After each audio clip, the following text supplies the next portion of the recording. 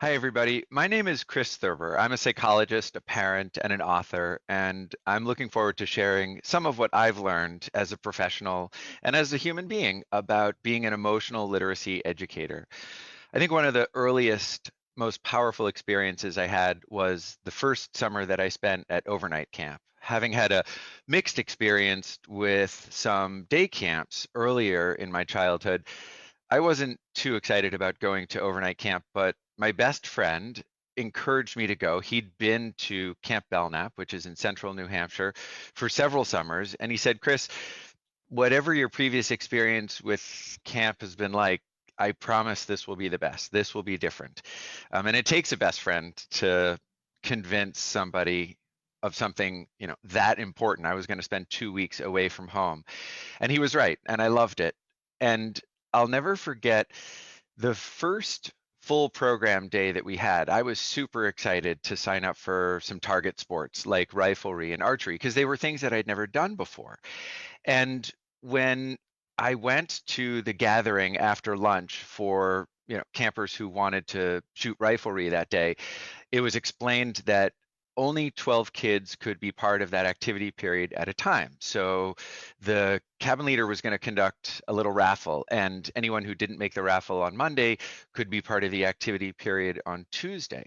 I was really happy that I chose one of the numbers that allowed me to go on Monday because, as I said, I was super enthusiastic about this. So after our rest hour, after siesta, I showed up at the rifle range, but I showed up with 12 other boys, not 11 other boys. So when the leaders who were guiding that activity started setting up and turned around and saw that there were 13 boys on the bench, one of the leaders sat down very calmly, said, listen, you can see that there are 4 stations here, and we're equipped in a 75-minute activity period to allow a line of 4 kids to shoot twice, and we can move through 3 lines, so that's 12, and that's why we did the raffle.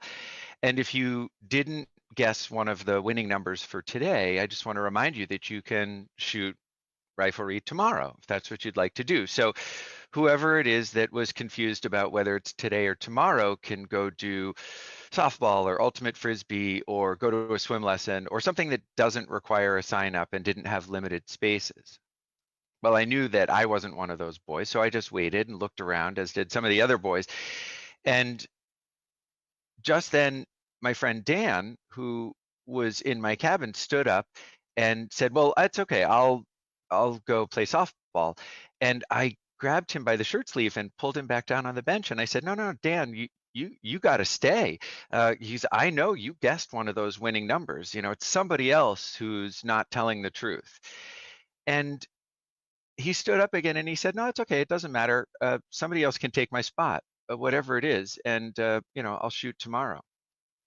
And for some people listening, that might seem like a mundane example, but what struck me and has stuck with me for, 40 years is the fact that a peer, another kid my age, 12 years old, was that magnanimous, that unselfish. Because in my neighborhood and at my school, you didn't get what you wanted, like a spot at an activity period or to be pitcher of the kickball game or a swing at recess, unless you really fought for it. It was about selfishness. It wasn't about empathy or compassion or unselfishness.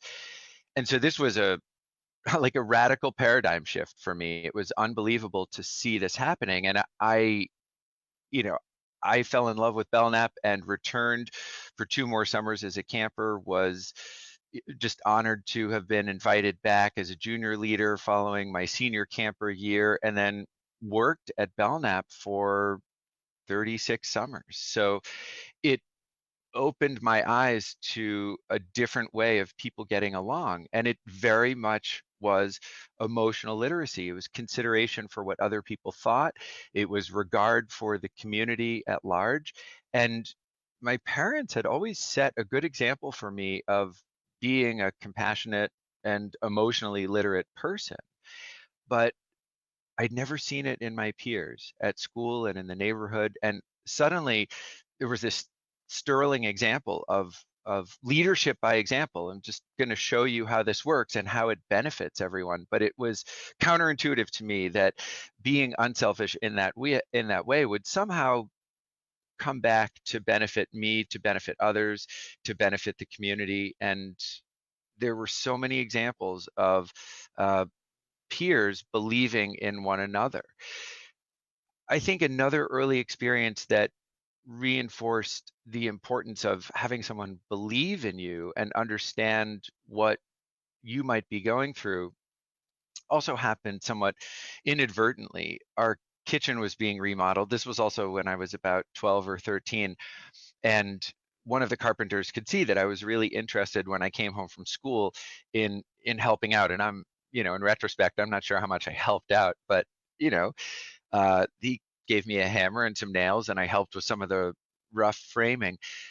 And one day he said, Chris, if you're really interested in this kind of carpentry work, you might go up to Portland Players, the local theater, and um, ask if you can help out. In fact, I'm the stage manager or whatever. He was a production manager, and just go up there after school tomorrow and tell him Garland said it was fine for you to help out. I thought, wow, okay. I mean, I hadn't even gotten to the theater, but it felt good that there was an adult who had some confidence in me, didn't question my interest in theater or building. And again, that stood in stark contrast to my public school experience. Uh, I'd like to think that even the school where I went in South Portland, Maine, has long since changed. But when I was there in the early 80s, late 70s, early 80s, if you were interested in something artistic or musical, it wasn't popular. And you were bullied, criticized, made fun of in a very traditional way. Um, it was startling to me, and it is now when I look back at how short-sighted that is. But suddenly here was someone who didn't care about what I was interested in, even if it was something theatrical or artistic. And so I showed up the next day at this community theater, put my backpack down, and Garland wasn't there. He was, of course, working on our house, but he had told me that if I was there on the weekends, I'd get to see him. So I introduced myself to the one person I could find who was putting something together on the stage, said, I'm Chris, and Garland said it was okay if I stopped here to help out. And this guy who was in his late 20s, probably, or early 30s, just said to me, like, okay, well, you see those 2x4s over there, we need to be cutting those into 3-foot lengths. It's going to be part of this riser. And so that if you want to help out, that's the next thing you could do. Right. So not wanting to look stupid, but being a teenager and thinking that I was, omnipotent, I walked over to this stack of lumber, and there was sitting there a circular saw, an electric circular saw. And not only had I never used an electric circular saw, but I'd been warned by my dad, my grandfather was a pretty serious woodworker, that power tools are dangerous. And so what did I do? Again, not wanting to look stupid and very much wanting to be part of this group that was making sets and having so much fun up at the theater, or so I imagined. I picked up the circular saw and plugged it in and, pulled the trigger and prayed, without safety glasses on, without any instruction, probably without even drawing a line of, where I should cut it. I just had a tape measure, and yeah, I still have 10 fingers, and that's good. I would have, if I had been that adult who was volunteering himself at the theater, provided a bit more instruction, but I didn't get it. What I got, though, was another grown-up, just like Garland, who believed in me just a priori. You have some interest, let's make it happen. And I understand that there was a risk there, and I understand that I would do it differently if I were the adult in that position, but the emotional part of it I wouldn't change a bit. And that is the confidence, the belief, someone to say, glad you're here, essentially not going to ask any questions, certainly not going to ridicule you for something that you are passionate about. And I'm going to give you some real legitimate responsibility, not tokenistic. It wasn't okay. Take these programs for the next show and put them in this box or alphabetize them or something. It was real work, and it made me take it very seriously. And it's something that as a parent, I've also tried to do. Yes, address the safety concerns, but not shy away from really challenging experiences, for my own kids. And those challenging experiences too, as a professional psychologist as well as a parent, are at once humbling and also edifying. I feel as a clinician, I'm constantly learning about emotional literacy and teaching about emotional literacy. As a young adult, when I first started as a cabin leader at Belknap with my own cabin, having been through several summers of apprenticeship, I remember returning from the waterfront, having lifeguarded, and then spent a few minutes cleaning up, putting away kickboards and putting lost and found in the bin and so forth. So it was a few minutes after everyone was supposed to be back at their cabins. And on my way up this beautiful grove of white pine trees, I spotted a boy at the foot of one of the trees, and he had his head in his hands. What went through my mind was, he's late, I'm late. So I said, "Hey, buddy," and he lifted his head up, and I could see that it was a camper I knew. His name was Alex, and he had clearly been crying. His eyes were bloodshot, and his, cheeks are full of tears. And I just continued. I said, "Listen, it's 12:40. We were all supposed to be back in our cabins about 5 minutes ago, and so, um, it's time to head back." And he didn't budge, and that was probably a good prompt for me to realize, you know, even as a young cabin leader, 17 years old, this was one of those times when you had to take a minute and sit down and find out what was going on with a kid.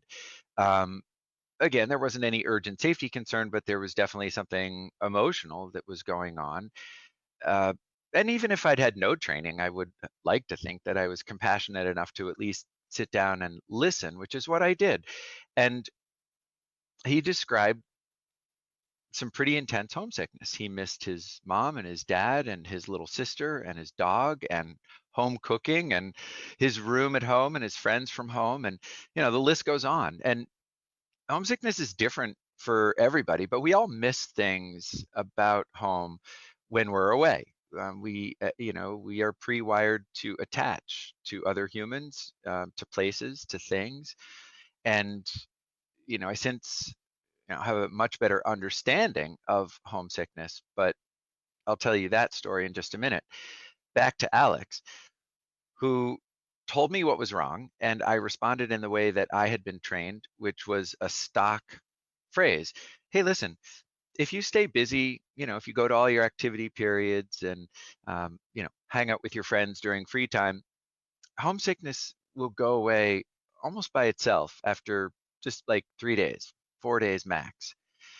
And his eyes kind of widened, and I thought to myself, "Oh, I'm pretty good at this whole cabin leader thing. I think I can solve even the toughest problems." But I was wrong, and you know, God bless Alex for calling me in. He said, "Chris, you realize this is day 10, right?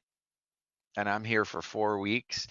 And I thought to myself, "Oh my gosh, that stock phrase doesn't work," right? That was another sobering moment of my realizing my emotional illiteracy, that being emotionally literate is not about memorizing stock phrases or things you should do in a book or something like that. You have to be humble, you have to be a good listener. And all of this was going through my brain when Alex said, um, he looked at me and he said, "Chris, you don't really know how to fix this, do you?" And it's like, wow. Um, and I've had some humbling moments as a parent, as well as a psychologist.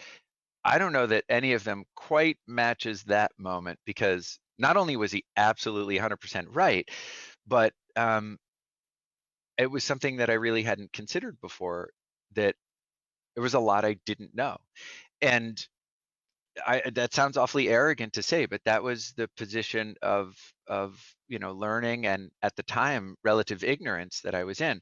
I did say to him, Alex, listen, I think you're right. I'm kind of stuck here, and let me get you set up with Mark, who's the division head, who's been here a lot longer than I have, and I think he can probably help. Well, Belknap became a place for me where not only did I have great role models of unselfishness, as I talked about earlier, but also, as an all boys camp, people might have thought that there would be a reluctance to express emotion and that it would be a pretty tough place to learn about emotion. And partly that's because of the way that a lot of boys and men are socialized to keep a stiff upper lip and, what some people call the boy code of, not really showing when you're in pain. That certainly was not the case at Belknap, and not just kids like Alex being willing to be tearful and say what he missed and loved, but we celebrated with a lot of appropriate physical affection and a lot of appropriate emotional disclosure, and that of course uh, nurtures and strengthens relationships like nothing else. So it was a wonderful sort of crucible for me, a wonderful classroom as well as a wonderful laboratory. And when in my early 20s, it was time to choose a dissertation topic. After my first year of classes in the PhD program at UCLA, I I thought, well, maybe there's a way to have the best of both worlds. Maybe I can keep going back to camp and get some research done at the same time. And I thought maybe that researching homesickness would be the way to go. But I was certain that somebody somewhere must have already answered all the questions that there are to know about homesickness, because it's mentioned in Homer's Odyssey, it's mentioned in the Old Testament. People have been traveling away from the place they call home since there have been people, so we've got to have exhausted the research on this topic. We'll come to find out that there were maybe a dozen studies that had been done with college freshmen, and one study that had been done with young people as young as 14 at an outward bound school in Australia. But other than that, there weren't any studies of homesickness in children. And here at Belknap, there were kids as young as 8 who were away from home for 2 or 4 weeks. And so this became a wonderful place to collect data. And yeah, I published a half a dozen studies and finished my dissertation all about young people's adjustment to separation from home at camps, at boarding schools, even separations from home that they don't anticipate or particularly enjoy, like being hospitalized for a long time. So you can imagine the delight that I had, the sort of satisfaction of sending a book to Alex. The first book I wrote, the Summer Camp Handbook, which was largely centered on not just finding a camp that suits your child's interests and abilities, but the emotional preparation for such a profound experience, and inscribing it to him and thanking him for really having been the inspiration for my learning more about this phenomenon, and also taking a pretty deep dive into what the emotional life of young people really entails, and the ways in which homesickness relates to attachment and depression and anxiety, and the ways in which it's different. So, and that's been, a tremendous, tremendous professional journey for me, but inspired by what? Inspired by the candid comment of a boy talking about his own emotions. And that continues to be in my work here at Phillips Exeter Academy, which is an independent school in New Hampshire. Um, with all the students we have from nearly 40 different countries and almost all 50 states, all across different socioeconomic scales, um, lots and lots of different backgrounds, but many common human experiences, including, the emotional distress that comes along with excessive parental pressure, or homesickness at being away from home, or not believing in oneself anymore, because undoubtedly, at schools like Exeter, around the world where there are competitive admissions. And this is true whether you're talking about a junior boarding school or a secondary school or a college or a university. You have a certain idea of your own competence, and that is something that fuels a lot of positive emotion. When you're immersed in an environment where your peers are equally, if not more, skilled, you have to recalibrate your self-esteem. There is a lot of emotional distress that goes along with getting your first B or your first C, or feeling really overwhelmed by the quantity of work. And I think we can all harken back to experiences that made us question our competence, made us question our past, choices. But without some kind of emotional literacy, without understanding our feelings, the feelings of others, we have a really hard time navigating a significant life challenge, you know, such as heading off to college or university. So, it's been interesting having devoted a significant amount of my career to understanding and treating homesickness, which people often react to by saying, "Oh, that's kind of cute." Like "Oh yeah, I've been homesick." And it is this kind of normative pathology that just like any other strong emotional experience varies in intensity from, fairly benign to something that is nearly incapacitating. But when people start to really think about what it means to be emotionally distressed when you push yourself out of your comfort zone, then I become a lot more interested in the work that I've done.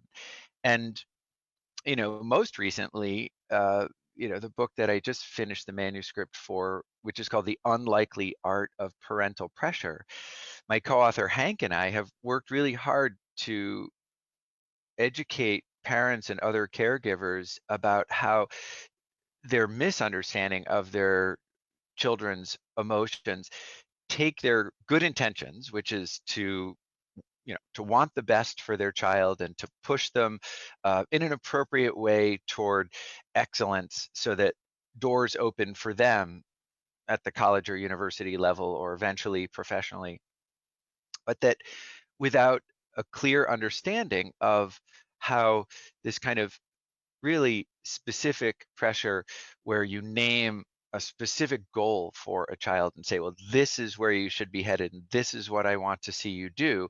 And unless you do X, you're not going to get Y. So the framing of that is as a do or die kind of situation. That creates an incredible amount of unhealthy pressure, and the emotional distress that students feel, uh, older teenagers, 16, 17, 18 years old, lands them in my office because now they're so revved up and are experiencing so much performance anxiety that they're not able to complete their homework or take an exam or standardized tests. So if I think globally about why emotional literacy is so important, I think partly it's so that we can face challenges as human beings armed with some resilience, and knowing ourselves, knowing other people's perspectives, and being able to acknowledge and process emotions reduces conflict, helps us focus and concentrate when it really counts, even if we feel that the stakes are high. And it also helps us reframe a lot of what we're experiencing. And by that, I simply mean um, if we take homesickness as an example, um, when I tell kids, whether they're campers or students here at Exeter, you know, I understand that the homesickness you're feeling hurts, and it is getting in the way of your feeling motivated or social. I also want you to understand that it's normal. It's normal not only because there are things about home you love, but it's normal because you haven't had a lot of experiences away from home. And the few experiences that you have had away from home haven't been this demanding. This is different from overnight at a friend's house where you watch a movie and eat some popcorn and, stay up late, you know, telling inappropriate jokes. Um, this is a pretty demanding set of circumstances, and um, you're very attached to those things at home. And it is a reflection of love. It's a reflection of how wonderful those things are, how great your parents are, or how great your siblings are, or how wonderful the town you live in is, that you miss it so much. And I also reframe it for them and tell it's not a choice you have to make. You're here at school for a few months, and then you have a break, and you're home for a few weeks, and then you'll be back at school. And so stop thinking about it as 4 years and start thinking about it as a series of 2 to 3 month chunks. Anyway, that kind of reframing, not just of the emotional valence, but also the meaning behind the emotion, is part of the emotional literacy that I do. And of course, not every negative emotion has a silver lining, but there is a universality to both positive and negative emotions. And without some fluency, without being literate in this core aspect of what makes us humans, we stumble, we fight back, we criticize other people, we blame the next person. And again, globally, I see emotional literacy as a way to reduce conflict so that we can take another person's perspective, we can listen, we can not accuse, and we can turn conflict into win-win situations. I also see it as a way to, personal and professional success. If you don't want a strong negative emotion like anger or anxiety to get in the way of what you want to achieve, um, then you'll have to understand it. You'll have to sort of know a little bit about where it comes from. Um, so it's been a journey for me, and I know it'll continue to be a lifelong journey. It's not something that we ever, you know, fully achieve, but we do the best we can, and we fumble along. And if we have the humility to learn from other people and to reflect a bit on our own experiences, then we can make a small contribution. So I hope that some of what I've shared with you has made a small contribution, and maybe has prompted you to think about some of the experiences you've had in your life that have also inspired you, taught you, and brought you down this road a little bit further. And maybe there's something that you can do to bring others along with you. So thanks for listening.